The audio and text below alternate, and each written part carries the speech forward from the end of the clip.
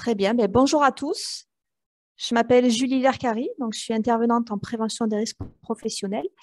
Aujourd'hui, on vous propose un webinaire spécialement dédié aux experts comptables qui s'intitule Connaître les missions des services de prévention et de santé au travail pour un partenariat réussi. Les experts comptables sont nos partenaires sur de nombreuses missions quand ils sont le conseiller de l'employeur. Donc, on a souhaité peut-être éclaircir un petit peu nos missions pour certains qui étaient un peu floues. En tout cas, on vous a fait passer un sondage et on remercie déjà les personnes qui ont bien voulu y répondre. C'était en début d'année pour connaître un petit peu vos attentes par rapport à nos missions, par rapport à ce que l'on peut vous apporter pour un partenariat réussi. Donc aujourd'hui, ce webinaire d'environ 1 heure va vous présenter les missions des services de santé au travail et on reviendra à la fin sur vos éventuelles questions. Vous avez une petite rubrique en haut sur le bandeau noir qui s'appelle le Q&R, dans laquelle vous pouvez bien évidemment poser vos questions par écrit tout au long de la présentation, mais nous y reviendrons à la fin sans problème. Sachez toutefois que ce support de présentation sera disponible dès ce soir sur notre site internet, sur le site Présence PACA Corse. Et bien évidemment, vous aurez le replay également si vous le souhaitez. Donc, ce webinaire est orchestré par le réseau Présence PACA Corse, qui est une association de tous les services de santé au travail de la région. Et il est principalement créé, ce webinaire a été principalement monté par 4 personnes. Dans un premier temps, le docteur Edith Griffaton, qui est médecin du travail à la ISMT 13, qui prendra la parole sur tout ce qui est question de suivi individuel des salariés dans la deuxième partie de ce webinaire. Une deuxième personne qui est Fabienne Duré, assistante technique à SAT Durance-Luberon, qui malheureusement n'a pas pu être présente ce matin, mais qui a bien évidemment participé à la création de ce webinaire. Ensuite, il y a également Charlène Martinez, qui est au service relations adhérents pour Santé au Travail Provence, qui abordera la partie cotisation et agrément. Et enfin, moi-même, donc Julie Lercari, je suis conseillère en prévention des risques professionnels pour le service de Santé au Travail Provence, où j'accompagne les adhérents pour leur mission d'évaluation et de prévention des risques professionnels. Alors, ce webinaire a été également savamment orchestré par Cécile Sioni pour la partie organisation, voilà, qui est référente communication pour le réseau Présence PACA Corse. Alors, au programme, on vous propose plusieurs parties. Dans un premier temps, le fonctionnement des SPST. Vous savez, depuis la loi du 2 août 2021, que les services de santé au travail sont désormais des services de prévention et de santé au travail, interentreprises pour notre part. Donc, on va vous détailler un petit peu le rôle et la gouvernance des SPST, comment nous sommes organisés, et le système de cotisation, avec rapidement une petite partie sur les obligations de l'employeur, pour lesquelles vous êtes amené d'ailleurs à le conseiller sur ses obligations en matière de santé et sécurité au travail. Et ensuite, nous verrons les missions qui sont les nôtres et pour lesquelles on s'inscrit dans les obligations de l'employeur, dans le suivi, notamment le suivi individuel de l'état de santé des salariés, mais également sur tout ce qui est action en milieu du travail pour la prévention des risques professionnels. Et enfin, nous aborderons rapidement quelques nouveautés depuis la loi du 2 août 2021 et un certain nombre de décrets qui sont sortis depuis le début d'année et d'autres qui devraient arriver également jusqu'à l'été prochain. Des nouveautés qui concernent directement les adhérents, que ce soit les employeurs ou les salariés. Voilà. Je vais laisser la parole à ma collègue Charlène Martinez pour la première partie de ce webinaire. Merci Julie, bonjour à tous.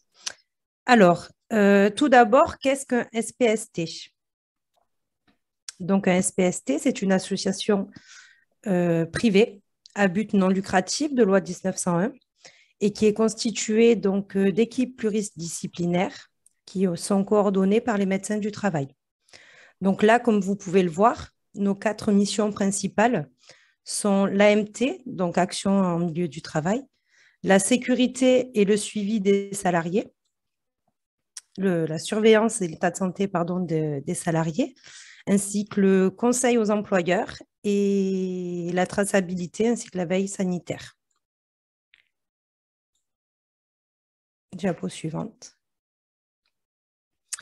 Donc, chaque SPST fonctionne avec un agrément qui lui est délivré pour 5 ans par la DRITS, suite à un dossier qui est constitué par le SPST lui-même.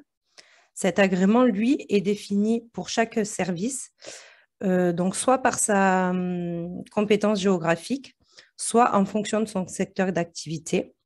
Toutefois, ce qu'il faut savoir, c'est que certains services, eux, peuvent avoir une compétence exclusive, comme par exemple l'AST BTP 13, qui, elle, a une compétence uniquement dans le domaine du BTP, ou alors même par département, comme le 04 ou le 05.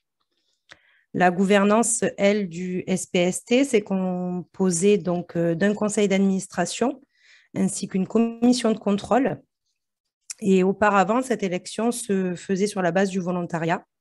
Mais aujourd'hui, vous avez une désignation qui se fait par les organisations patronales et salariales.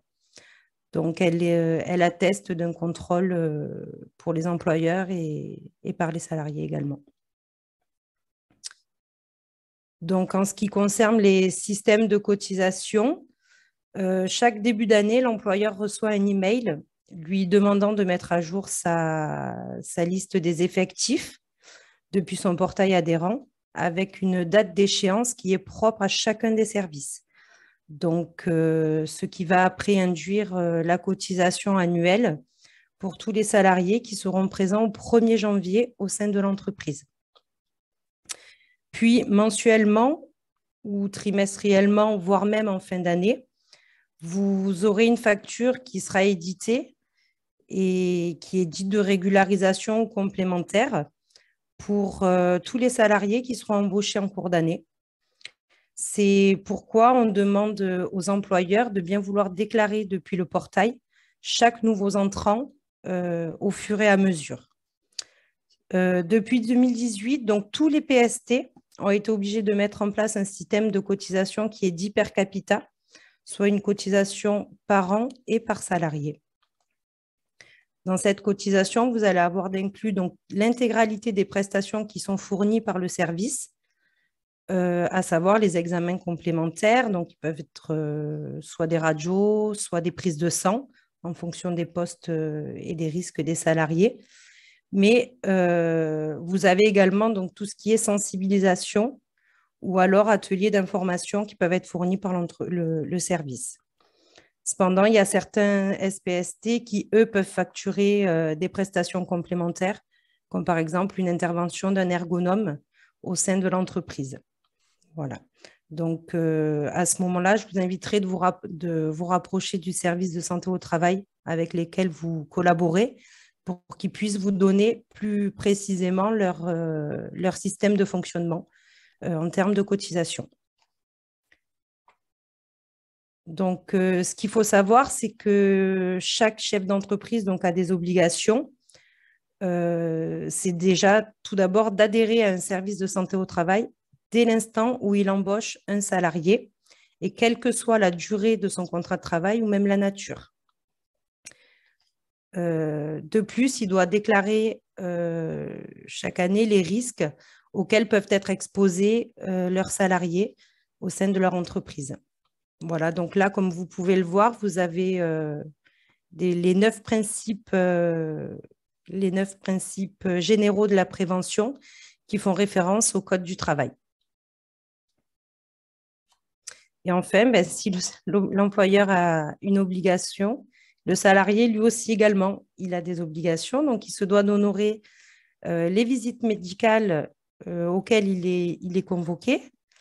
Il se doit également de suivre toutes les formations qui lui sont proposées par son employeur. Et enfin, il doit donc appliquer avec rigueur les règles de sécurité qui sont prévues par l'employeur pour ne pas altérer son état de santé sur son lieu de travail. Voilà. Merci Charlène. Donc, je vais poursuivre la présentation avec les missions, certaines missions qui sont les nôtres, notamment les actions en milieu du travail. Donc, vous en avez déjà peut-être entendu parler de la part de vos clients adhérents chez nous, que ce soit dans n'importe quel service de santé au travail. Voilà, il y en a plusieurs, des actions en milieu du travail. Voilà, l'idée, c'est de vous dresser un petit peu un panel représentatif des actions en milieu du travail faites par l'ensemble des services de santé au travail de la région. Après, il peut y avoir bien évidemment des spécificités propres à chacun. La première chose, c'est la fiche d'entreprise. Elle est rédigée à l'initiative du service de prévention et de santé au travail par un membre de l'équipe pluridisciplinaire, que ce soit un assistant de prévention, parfois on appelle ça également des assistants en santé et sécurité au travail, ASST. Elle peut être rédigée soit par l'infirmier en santé au travail, soit par le médecin du travail également. C'est un premier dépistage des risques dans l'entreprise, un premier repérage des facteurs de risque dans l'entreprise et du nombre de salariés potentiellement exposés à ces facteurs de risque. Il faut savoir que cette fiche d'entreprise, elle est parfois rédigée au moment de l'adhésion de l'adhérent au service de prévention ou à tout autre moment opportun décidé par le médecin du travail. Il faut savoir également que c'est un point de départ pour l'employeur pour rédiger son document unique d'évaluation des risques professionnels. On en parlera tout à l'heure. Le document unique d'évaluation des risques professionnels est de la responsabilité de l'employeur, alors que la fiche d'entreprise est du ressort du service de prévention en santé au travail. D'autre part, il y a un certain nombre d'actions en entreprise qui sont proposées par les services de prévention et de santé au travail avec un certain nombre de préventeurs qui les définissent. Tout ça, bien évidemment, en collaboration avec l'équipe médicale, l'équipe pluridisciplinaire. Il y a par exemple des actions liées aux mesures d'environnement physique de travail. Un certain nombre de salariés peuvent être exposés à des risques liés au bruit, par exemple, ou aux vibrations dans le cadre de leur activité, que ce soit un conducteur cariste avec son engin de manutention mécanique. Il peut être exposé à des vibrations qui peuvent justement avoir un impact sur sa colonne vertébrale et donc peut déclarer éventuellement des maladies professionnelles. Donc l'idée de la prévention, c'est d'évaluer ces risques-là avant que toute dégradation de l'état de santé soit réalisée. Il y a également des mesures d'ambiance chimique qui peuvent être mises en évidence et qui peuvent être proposées par les services de santé au travail pour évaluer l'exposition de certains salariés à un environnement potentiellement exposant chimiquement avec éventuellement des vapeurs ou des toxiques dans l'air, où on a du matériel qui est capable de prélever un environnement chimique pour pouvoir l'évaluer et décider si oui ou non il y a un risque pour la santé des salariés. Donc, par ailleurs, les préventeurs des services de prévention et de santé au travail sont également là pour faire des études de poste et proposer des aménagements, que ce soit techniques ou organisationnels, pour les salariés en difficulté ou en prévention primaire. Il y a également des ergonomes dans les services de santé au travail qui sont là pour justement évaluer la charge physique de travail, par exemple, la charge mentale de travail également, et proposer des aménagements techniques, organisationnels, pour justement, que ce soit en conception des espaces de travail, les adhérents qui ont pour projet de déménager ou d'investir dans de nouveaux locaux peuvent consulter leur service de santé pour les aider à les accompagner.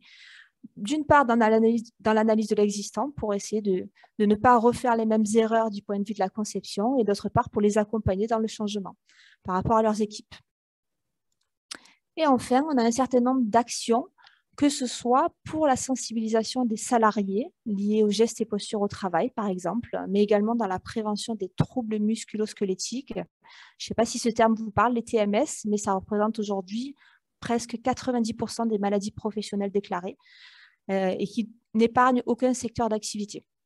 Voilà. D'autres sensibilisations pour les salariés peuvent également avoir lieu, que ce soit dans l'entreprise, à distance ou en atelier chez nous, concernant le risque routier, par exemple, le bruit, les vibrations, les risques chimiques. Voilà. Tous risques professionnels qui peuvent avoir un impact sur la santé des salariés. Voilà. Nous sommes là pour vous accompagner dans cette prévention-là. Et sans oublier certains risques que l'on pense parfois cachés, par exemple les risques psychosociaux qui justement peuvent altérer le fonctionnement de l'entreprise et la performance de l'entreprise et avoir une réelle souffrance au travail pour les salariés qui en sont impactés. Donc c'est important de prendre en compte l'ensemble de ces facteurs pour assurer une prévention globale de l'état de santé des salariés et pour assurer bien évidemment la continuité, la performance de l'entreprise pour éviter par exemple les absentéismes.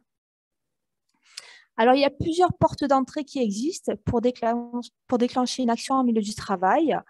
Alors, l'action en milieu du travail, dans la plupart des services de santé, est coordonnée par le médecin du travail. C'est le médecin du travail qui va déclencher une action en milieu du travail auprès de ses équipes, hein, que ce soit ergonomes, psychologues, préventeurs, conseillers, techniques.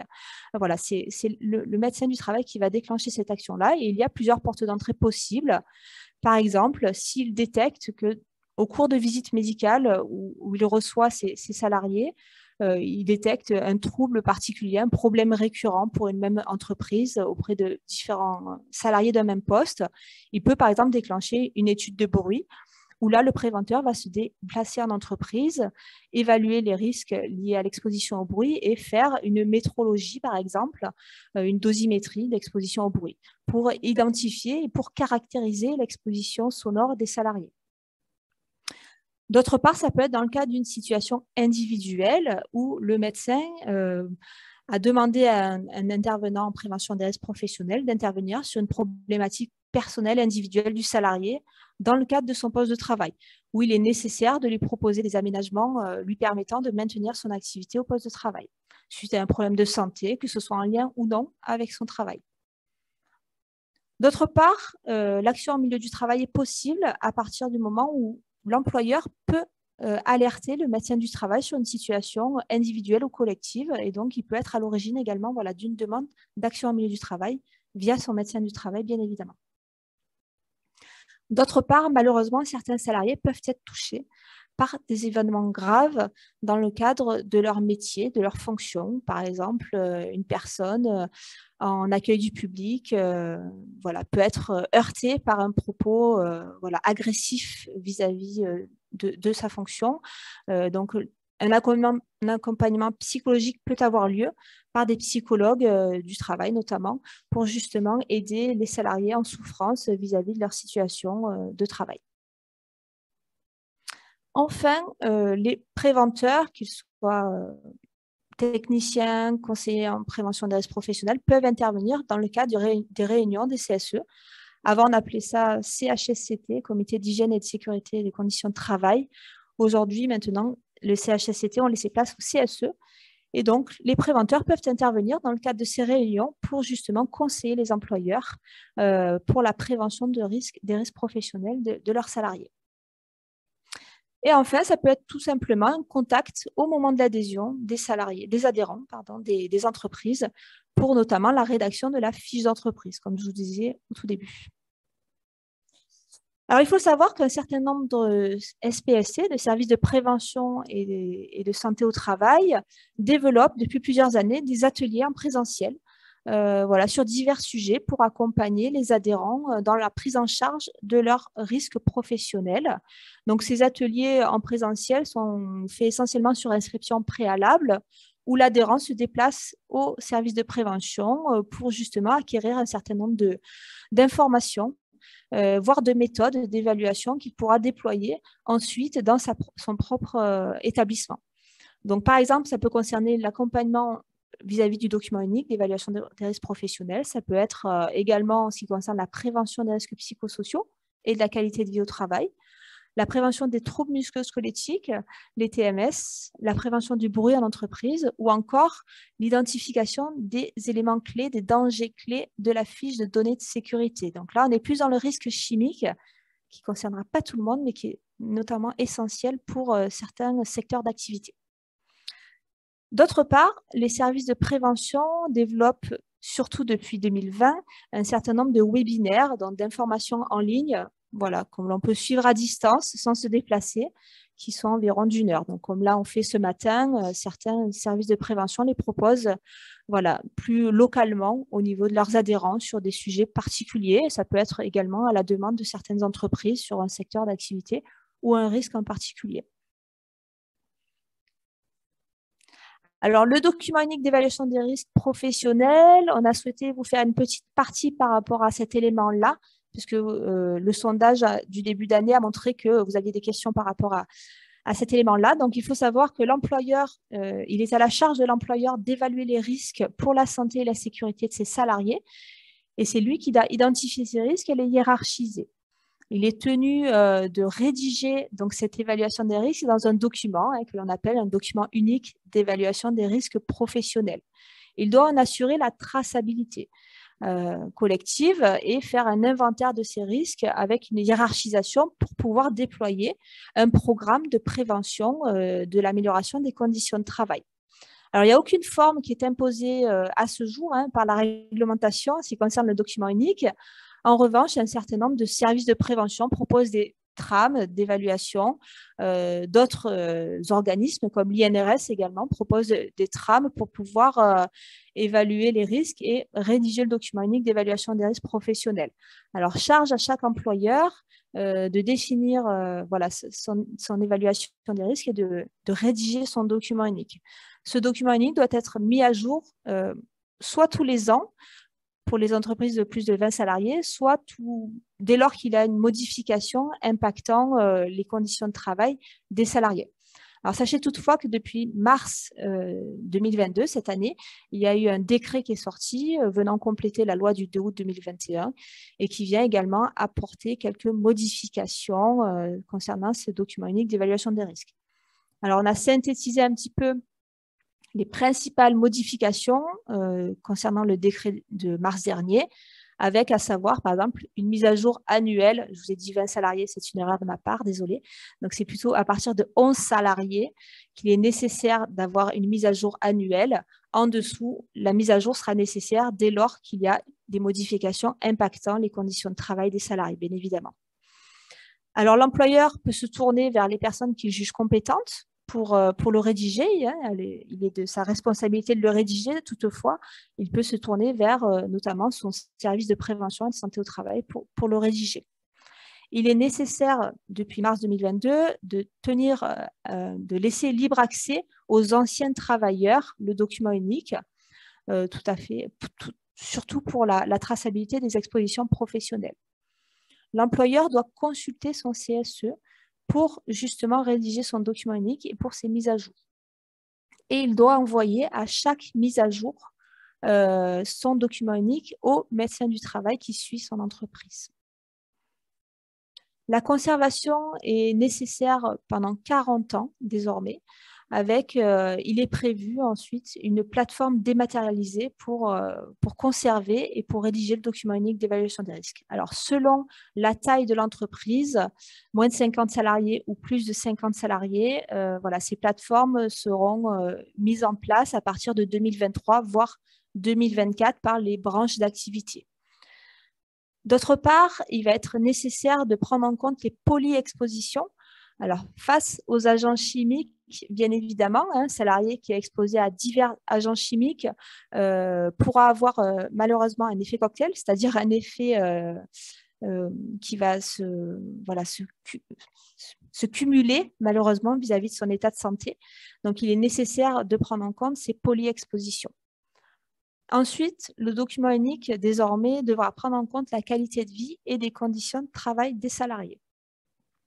Et par ailleurs, un listing des actions de prévention devra être mis en place concrètement, listant les actions de prévention prévues, leur délai d'intervention, les responsables de ces actions et réellement la mise à jour à faire réellement pour justement déployer concrètement des actions de prévention et de l'amélioration des conditions de travail. Voilà. Alors, je vais laisser la parole au docteur Edith Griffaton, voilà, pour le suivi individuel de l'état de santé des salariés. Merci Julie. Effectivement, nous abordons maintenant le suivi individuel et vous voyez que nous n'avons pas fait cette présentation dans un ordre, on va dire, aléatoire, parce que pour nous, les actions en milieu de travail sont un élément majeur des missions des services de prévention et de santé au travail, alors que très souvent, lorsqu'on pense au médecin du travail et à son équipe, on pense à la visite médicale. Et cette visite médicale a un sens à partir du moment où le médecin du travail, l'infirmier en santé au travail, la psychologue également, connaissent bien l'environnement de travail et les conditions de travail du salarié qu'elle reçoit en entretien. Donc, ce suivi médical vient en complément de notre connaissance réelle du travail réalisé par les salariés que nous suivons. Alors, qui réalise, pardon Julie, si on peut revenir à la diapositive, merci. Qui réalise des entretiens individuels, des médecins, des infirmiers, des psychologues, et ces entretiens sont toujours soumis au secret médical, et ça c'est quelque chose qui est très important, car là aussi il nous est parfois renvoyé un doute concernant la neutralité ou le secret que pourrait conserver le médecin lorsqu'il s'adresse à l'employeur. Le rôle du médecin du travail est de traduire une pathologie ou une difficulté ou un élément de santé, de le traduire en élément fonctionnel, c'est-à-dire que nous pourrons annoncer à l'employeur ce que le salarié peut faire ou ce qu'il ne peut plus faire et quels sont éventuellement les aménagements nécessaires, mais en aucun cas nous ne pouvons trahir ce secret et donc évoquer la maladie dont souffre le salarié. C'est donc un élément très, très important à rappeler. Nous sommes soumis au code de déontologie médicale. Les infirmiers ont également un code de déontologie et les psychologues également. L'objectif de ces entretiens individuels, c'est à la fois, bien sûr, de connaître l'état de santé des salariés et d'œuvrer dans des actions de prévention primaire, c'est-à-dire éviter à tout prix que ne surviennent des problèmes de santé, donc être en amont de toute altération liée aux conditions de travail. Mais souvent, nous sommes dans des actions de prévention secondaire, c'est-à-dire du dépistage très précoce, l'idée étant de pouvoir proposer des aménagements ou des solutions techniques ou organisationnelles permettant au mieux de maintenir dans l'emploi un salarié qui commencerait à avoir des difficultés ou qui, pour des raisons personnelles, a une pathologie préexistante. Et cette prévention ensuite peut aboutir à des éléments encore plus complexes, ce qu'on appelle la prévention tertiaire.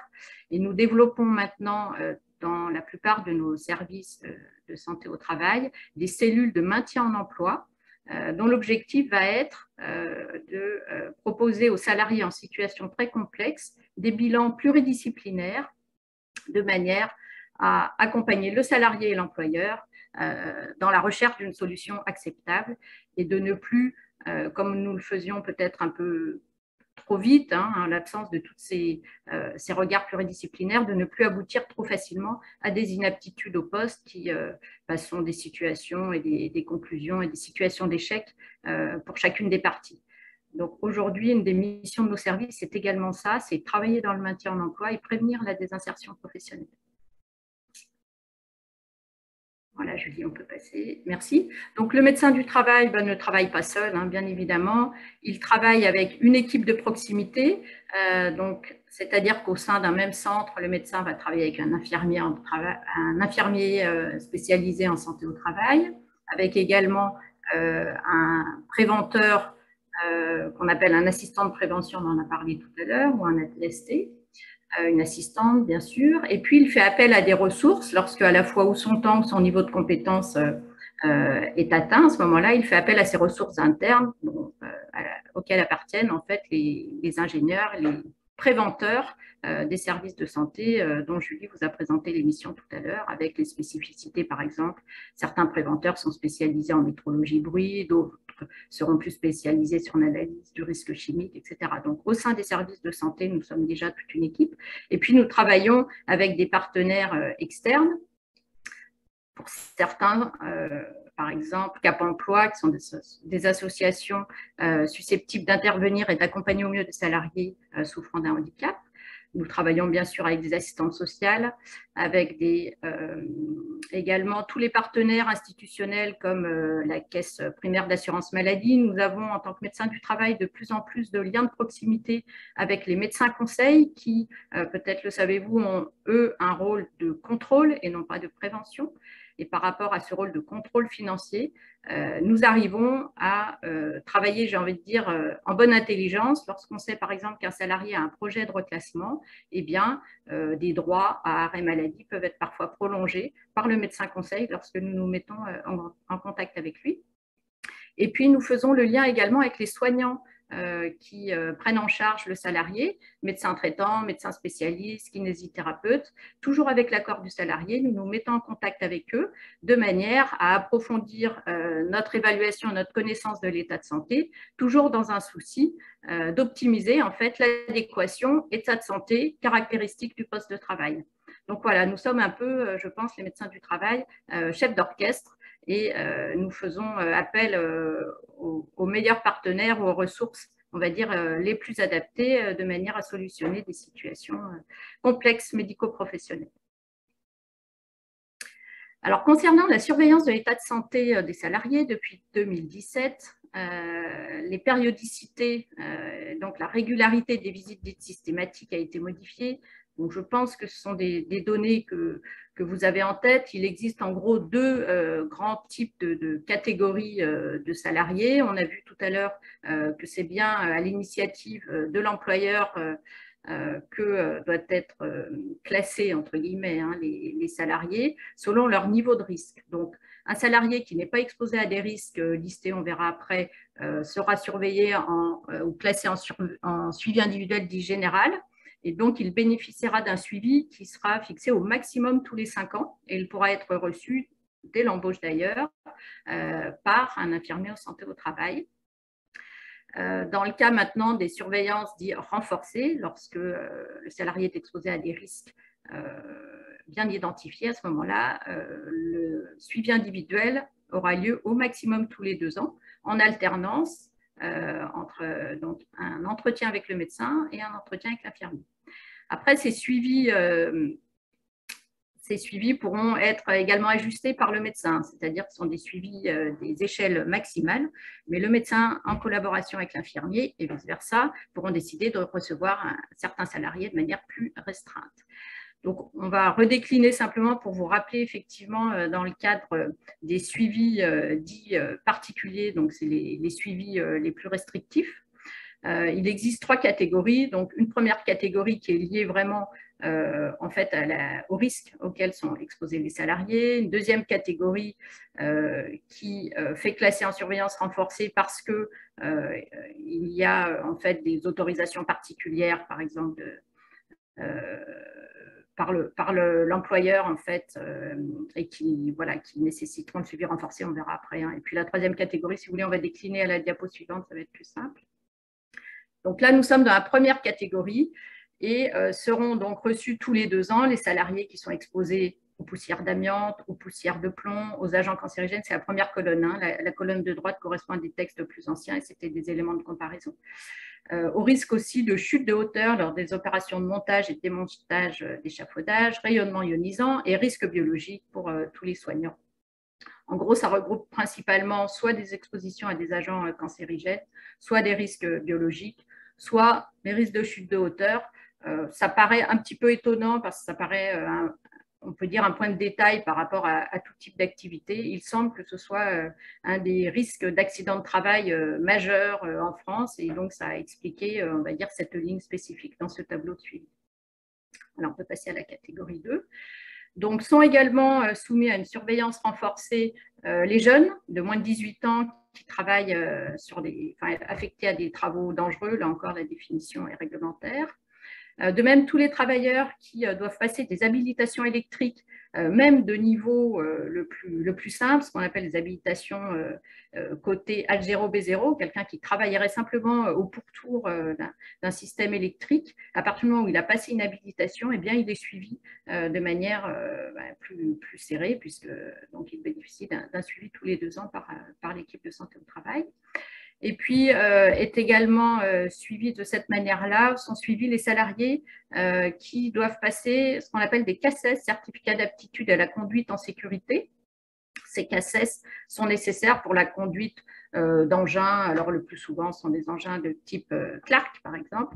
Mais on peut aussi, depuis, je crois, 1 an ou 2, avoir besoin de cette habilitation pour simplement manipuler des gerbeurs. Donc, qui sont des outils qui ne se déplacent pas forcément.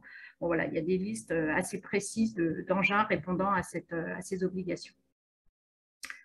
Voilà, je vais passer à la diapo suivante.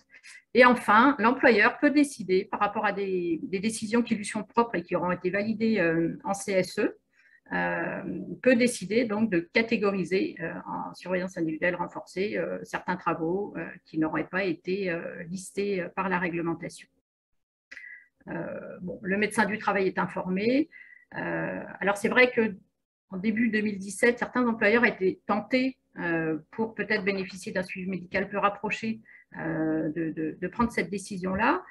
Il faut savoir que ce n'est pas sans conséquence, puisqu'à partir du moment où l'employeur décide de catégoriser certaines équipes en suivi renforcé, ça sous-entend aussi qu'il y a une prise de conscience d'un risque élevé pour ces salariés-là et qu'il est donc attendu derrière tout cela des mesures et des mises en œuvre d'actions de prévention tout à fait ajustées. Donc il n'y a pas uniquement le suivi médical, il y a aussi ce que l'employeur va mettre en œuvre et va mettre en place face à ces risques identifiés comme majeurs. Alors, au-delà des visites systématiques dont on vient de parler, nous recevons régulièrement et majoritairement aujourd'hui des salariés qui sont dans des situations complexes ou en tout cas qui ne sont pas juste en suivi dit systématique. C'est le cas par exemple d'un salarié qui est en arrêt maladie. À partir du moment où il pense qu'il aura des difficultés à reprendre son poste tel qu'il était avant son départ, eh bien, le salarié peut demander à venir rencontrer le médecin du travail en visite de pré-reprise. Cette visite de pré-reprise, elle peut être conseillée par le médecin traitant, par le médecin conseil de la sécurité sociale, qui peut-être envisage, lui, de mettre fin aux indemnités journalières et qui veut donc savoir si une reprise va être envisageable. Et nous verrons dans l'évolution des textes, parce que cette diapo n'est pas tout à fait à jour, il se trouve que le médecin du travail pourra également proposer une visite de pré-reprise aux salariés. C'est très récent, on n'en connaît pas encore bien les modalités, mais en tout cas, cette visite de pré-reprise a vraiment un sens et elle permet au médecin du travail de faire des préconisations à l'employeur qui aura donc le temps de se préparer et de proposer des aménagements ou un nouveau poste s'il le fallait aux salariés. Ensuite, un salarié qui est en activité mais qui souffre de difficultés, soit physiques ou psychologiques, ça peut arriver aussi sur son poste de travail, peut demander à voir le médecin du travail. Ça s'appelle une visite à la demande du salarié. Les nouveaux textes et ces décrets d'avril précisent que cette visite à la demande de salarié doit se faire avec une information de l'employeur. Alors, jusque-là, nous recevions de temps en temps des salariés en visite dite privée, c'est-à-dire qu'ils venaient sur leur temps personnel et souhaitaient évoquer avec nous des difficultés. Il semble, d'après nos juristes, que ces visites n'étaient pas tout à fait réglementaires, mais en tout cas, elles étaient de pratique courante. Et les textes viennent de nous rappeler qu'un salarié qui souhaite voir son médecin du travail doit informer l'employeur de cette visite et que donc une convocation, quoi qu'il en soit, lui sera adressée. Demande d'avis par l'employeur. Tout employeur qui à un moment donné doute de la compatibilité santé-poste pour un de ses salariés peut également demander à ce qu'une visite soit réalisée par le médecin du travail. Bien évidemment, là encore, il faut que cette demande de visite soit argumentée. Nous sommes plutôt demandeurs d'échanges directs d'ailleurs avec l'employeur à ce moment-là et un échange téléphonique est souvent préalable et souvent très, très informatif et puis on demande en général en complément au médecin à l'employeur de nous rédiger un mail. Et enfin, l'infirmier qui, lors de ses visites d'information et de prévention, détecte un problème de santé actuel ou à venir, réorientera vers le médecin du travail ce salarié en difficulté. Voici quelques évolutions réglementaires donc depuis le 31 mars ou plutôt le 1er avril suite à la loi du 2 août. La visite de pré-reprise, donc je vous l'ai dit à l'instant, peut être maintenant à l'initiative du médecin du travail et vous voyez en dessous que l'employeur a maintenant l'obligation d'informer son salarié qu'il peut demander ce type de visite. Donc il ne peut pas prendre le rendez-vous pour le salarié, il ne peut pas lui demander de venir pendant son temps d'arrêt maladie, mais en revanche, il doit l'informer des possibilités de cette visite dès lors qu'il est en arrêt depuis plus de 30 jours. La visite de reprise, maintenant, a connu une évolution également. Lorsqu'un salarié est en arrêt maladie depuis plus de 60 jours maintenant, une visite de reprise sera obligatoire. Avant le 31 mars, une visite de reprise devait être organisée pour tout arrêt de plus de 30 jours. Cependant, lorsqu'un salarié est en arrêt suite à un accident du travail ou à une maladie professionnelle, c'est bien toujours le délai de 30 jours qui court. Donc cette évolution, elle ne concerne que les arrêts maladie dits ordinaires, c'est-à-dire extra-accident ou maladie professionnelle, Et donc, c'est bien au-delà de 60 jours maintenant qu'une visite devra être déclenchée.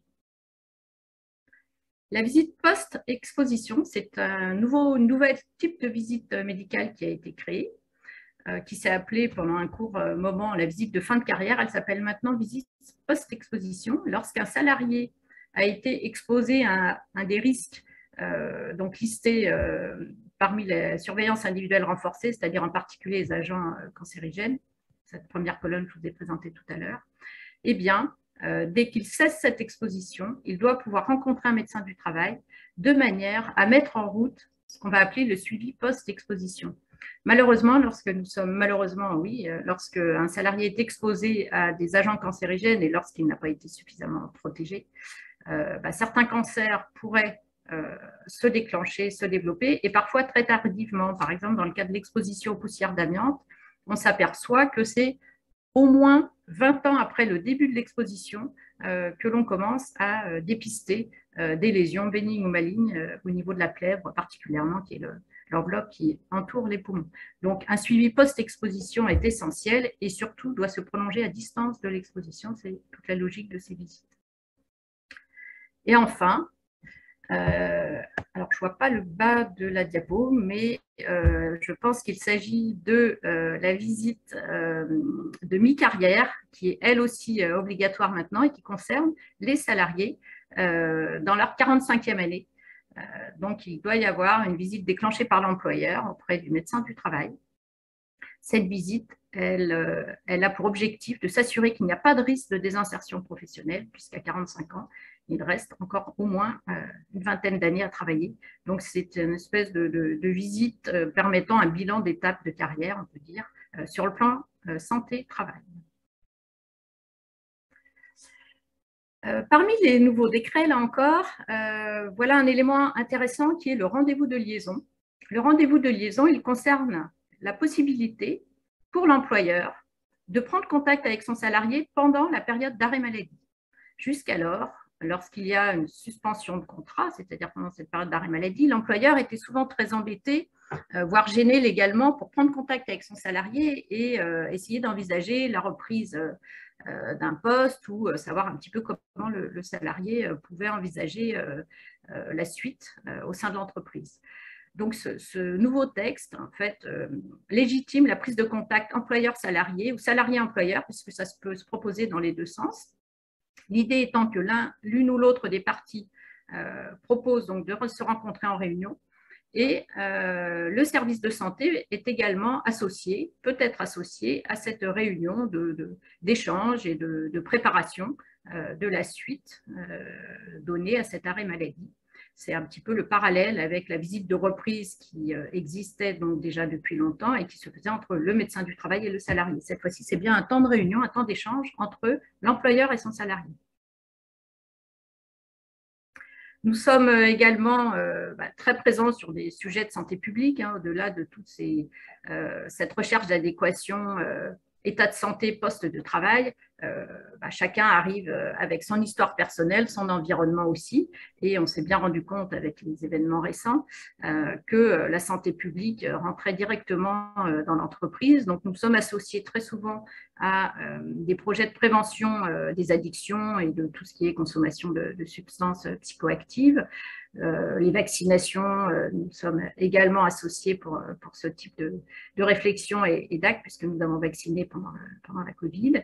Et puis, les nouveaux textes, et en particulier le socle commun que doit proposer les services de santé, précise aujourd'hui que nous devons avoir une action sur la promotion du sport en entreprise. Voilà. Donc, ce sont des choses nouvelles. Nous ne sommes pas encore complètement préparés et opérationnels, même si dans le cadre de nos actions de santé publique, y compris sur le sommeil, sur la nutrition, ce sont des sujets que nous avons toujours abordés. Mais là, c'est listé de manière assez précise. Donc, peut-être que demain, nous intégrerons des kinésithérapeutes dans nos équipes pluridisciplinaires. Ça serait sûrement une très bonne chose parce qu'il y a des liens entre tout ça et une qualité de vie au travail, santé publique. Voilà, je pense que tout tourne dans un même objectif, c'est que on passe une carrière et une fin de carrière tous en bon état de santé physique, psychique et sociale. C'est ça la définition de la santé aujourd'hui, c'est une définition globale. Merci, docteur Griffaton. On arrive au terme de ce webinaire, de notre présentation. En tout cas, on reste encore disponible quelques minutes pour répondre à vos questions.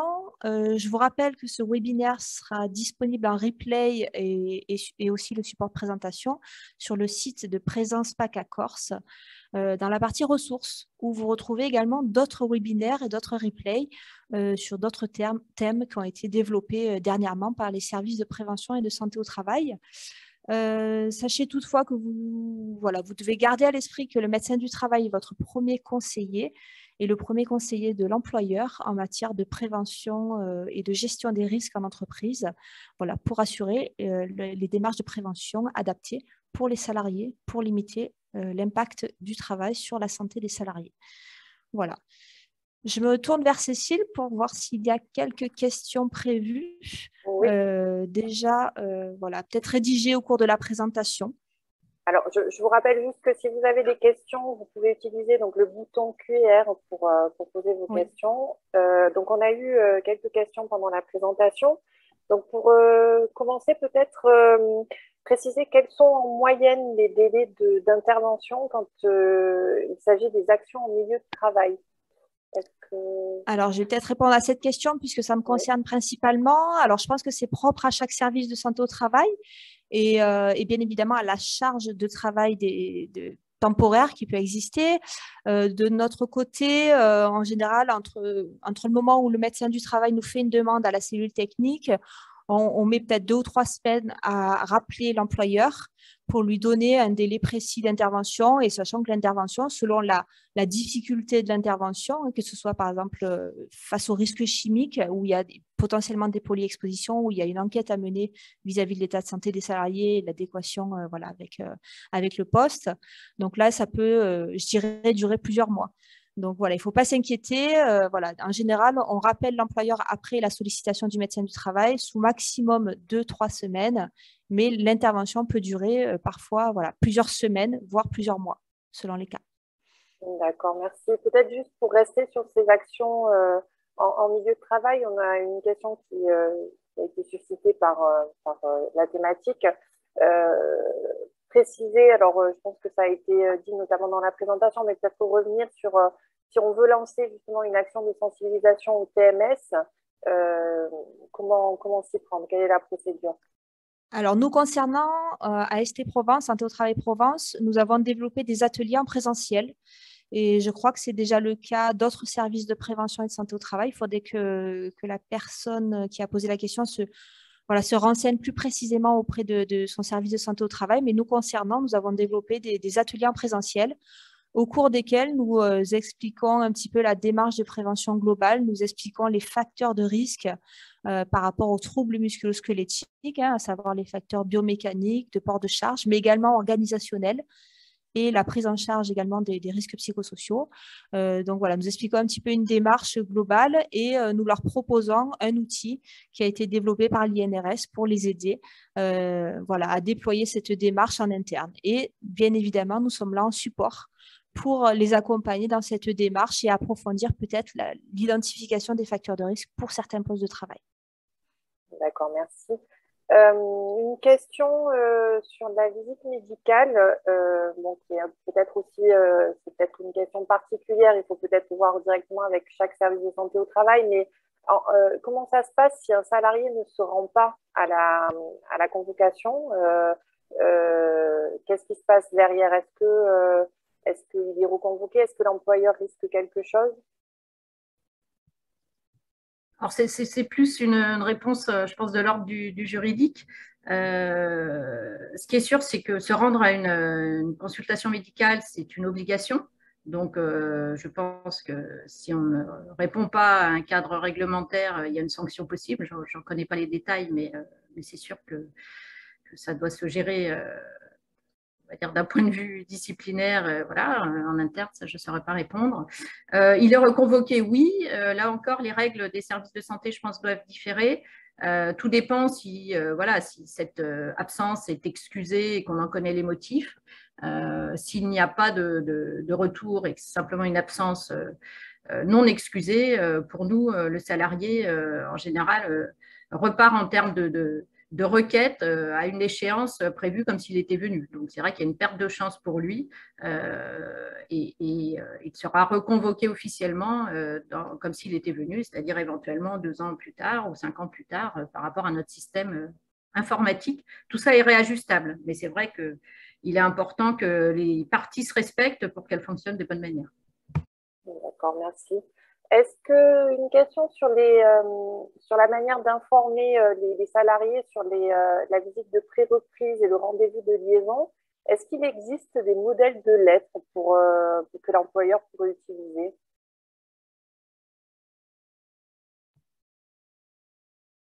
De mon côté, je sais que certaines entreprises informaient déjà leurs salariés de la possibilité des visites de pré-reprise, car nous en avions fait la promotion et on en avait vendu l'intérêt pour l'employeur et pour le salarié. Donc non, nous n'avons jamais eu à proposer de modèle à proprement parler de courrier. J'imagine qu'ils font référence à la loi, mais enfin voilà, pour l'instant, nous n'avons pas de modèle au niveau de la ISMT 13. En tout cas, je n'en ai pas entendu parler de manière, on va dire, diffusée officiellement. Voilà.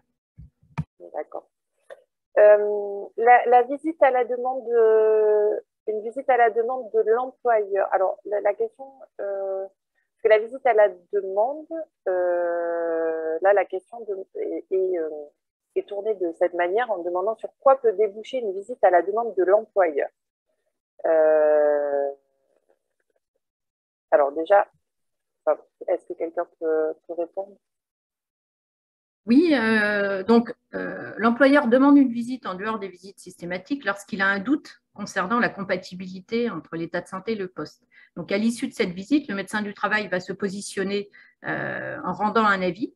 Donc, soit la personne, effectivement, est bien apte à son poste. Vous savez qu'aujourd'hui, pour les personnes qui sont en surveillance individuelle générale, sur le document rendu, il n'y a plus le mot apte. En revanche, on remet une attestation de visite d'information et de prévention. Donc, s'il n'y a pas de précision, c'est bien que le médecin du travail considère qu'en l'état, il n'y a pas de souci concernant le maintien en activité. Parfois, on peut répondre par des propositions d'aménagement technique ou organisationnel. Donc, on rédige des propositions d'aménagement à l'employeur. Et enfin, on peut, dans une situation d'urgence, adresser le salarié à son médecin traitant pour un arrêt. Ça peut arriver. En revanche, non, il n'y a pas de question de remise en cause de l'arrêt maladie. Nous ne sommes pas des médecins contrôleurs. L'employeur a toujours la possibilité de s'adresser au service employeur de la sécurité sociale pour faire part de son doute concernant la légitimité d'un arrêt. Mais ce n'est pas de notre ressort. D'accord, merci. Du coup, vous répondez. Il y avait également une question qui portait sur les arrêts maladie, pour savoir si les médecins du travail pouvaient faire des arrêts maladie, mais donc vous venez d'apporter la réponse. Une question Je peux juste, pardon, oui, Cécile, pardon, voilà, justement, alors pendant la période du Covid, effectivement, il nous a été donné l'autorisation de prescrire des arrêts maladie qui, à ce jour, n'est pas caduque, mais ces arrêts maladie doivent être en lien spécifiquement avec une pathologie Covid. D'accord, merci. Est-ce qu'on peut également, alors une question, revenir sur l'intérêt du rendez-vous de liaison, qui est donc une nouveauté apportée par la loi du 2 août et les récents décrets? Oui, lorsqu'un salarié est arrêté longtemps, on peut imaginer que ce qui s'est passé pendant cette période-là peut impacter sa capacité à reprendre son activité, soit en volume horaire, soit d'un point de vue physique par rapport aux activités qu'il exerçait jusque-là. Et donc, l'intérêt de ce rendez-vous de liaison, ça va être pour l'employeur de faire le point sur les possibilités, les volontés du salarié, mais dans le cadre d'un échange direct. Jusque-là, seul le médecin du travail en visite de pré-reprise recueillait des informations et l'employeur était souvent tenté de revenir auprès du médecin du travail pour en savoir un peu plus sur les volontés du salarié, au-delà du caractère purement médical aussi, les volontés, les possibilités de reprendre. Donc, l'intérêt de ce rendez-vous de liaison, et le médecin du travail peut y être convié, c'est de créer ce temps d'échange voilà, pendant une période d'arrêt maladie et donc une fois de plus pendant un temps, on va dire, qui va permettre l'anticipation et la recherche d'une solution acceptable par tous. Ok. Une question alors qui est peut-être un peu aussi assez précise, mais peut-être que alors je vous la pose, je ne sais pas si il faut renvoyer vers le service de santé au travail, mais c'est dans le cas d'une demande pour un suivi renforcé, par exemple pour un CACES, et que ceci n'est pas mentionné sur la fiche de la visite médicale. Est-ce que ça confirme tout de même l'aptitude? Alors, au niveau de, moi je vous parle de ma pratique, c'est une question qui me posait assez régulièrement. Et la solution que j'ai trouvée, c'est de faire rajouter à côté de l'intitulé du poste, l'intitulé CACES. Donc, effectivement, lorsque je vais rendre un document d'aptitude, ça sera bien un document d'aptitude pour ce salarié-là sur le poste identifié avec à côté du poste le mot CACES. Et donc, à ce moment-là, il n'y a pas d'ambiguïté sur l'avis que je vais donner. D'accord, merci. Est-ce qu'il y a d'autres questions qui sont suscitées par cette présentation? Je pense qu'on a répondu déjà à pas mal de questions. En tout cas, donc, alors, on a une question qui arrive. Je pense que c'est une suite de la première question. Pour un salarié qui occasionnellement manipule des charges, mais ce n'est pas indiqué, le médecin du travail doit-il être informé? En fait, ça pose vraiment la question de sur quoi se positionne le médecin et quelle est sa porte d'entrée, quel est son niveau d'information lorsqu'il donne un avis d'aptitude. Plus le médecin est renseigné et éventuellement si chaque salarié venait avec une fiche de poste lorsqu'il venait en consultation, j'ai envie de dire que la qualité de l'avis médical serait plus pertinente. Donc, charge à l'employeur de donner le plus d'informations possible. Ça peut être sur une fiche de poste, effectivement, adjointe, par exemple, à la demande de visite. Voilà. Donc, le médecin se positionne par rapport aux informations dont il a connaissance. Et si un intitulé de poste renvoie à une fiche assez précise, bien évidemment, les deux parties ont la certitude que l'avis concerne l'ensemble des intitulés ou des activités couvertes par le poste. Sinon, ça sera soit en lien avec l'interrogatoire du salarié, et parfois c'est contesté par l'employeur, soit lié à des études de poste que nous faisons nous sur le terrain. Mais nous sommes demandeurs d'informations et nous n'en avons malheureusement pas souvent suffisamment pour donner un avis pertinent. D'accord, merci docteur Greffaton.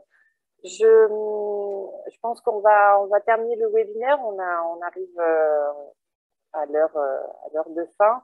Je vous rappelle que donc, si vous avez des questions particulières sur des situations particulières, n'hésitez pas à vous rapprocher de votre service de prévention et de santé au travail. Vous pouvez notamment retrouver toutes les coordonnées sur le site de présence-pacacorp.org.